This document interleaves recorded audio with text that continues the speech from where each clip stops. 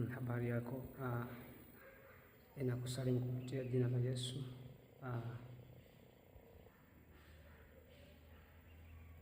Kwa wakati huu nitamani nikueleze jambo moja kwa habari, tena ni kuhusu mada ambayo nilikuwa nayo jana, kuwahusu watu na vile Mungu ambavyo anaweza kawa na watumia watu. Unaweza kuwa unapata shida sana kwamba inakuwaje kuhusu watu ambao unaweza kukutana nao.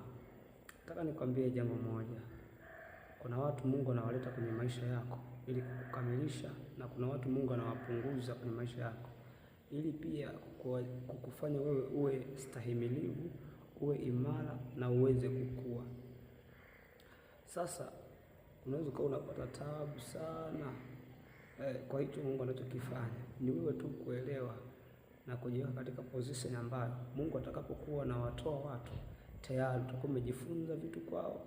Kuna wengine ni kweli unawapenda isivyo kawaida, unawapenda wakija kwenye maisha yako, lakini hiyo haimsumbui Mungu kuwaondoa. Akiona watazuilia wakiwa kwenye maisha yako, watazuia lile kusudi lake ambalo amekusudia kwenye maisha yako. Kwa hiyo kinachotakiwa kukifanya mtu wa Mungu ni wewe tu muelewe Mungu. Muelewe Mungu katika mazingira hayo, hata kama ulikuwa hauwezi kumuelewa. Muelewe tu katika namna hiyo hiyo. Anakusudia mema wewe. Anatamani ufike mahali ambapo ameliweka hilo kusudi ndani yako. Anajua ukubwa wa hilo kusudi. Ndio maana kwa namna yoyote anachokilinda ni lile kusudi aliloliweka ndani yako. Hivyo sasa ni wewe sasa kukaa katika namna hii. Unajua, tukiwa na hesabu, nikupie mfano wa hesabu rahisi. Unajua 5 ukiongeza na 1 ni sawasawa na 6. Vile vile 4 ukiongeza na 2, jibu vile vile itakuwa ni 6. Lakini pia nikiwa na 10 nikatoa na 4, jibu ni 6. Nikiwa na 7 nikatoa na 1, jibu ni 6.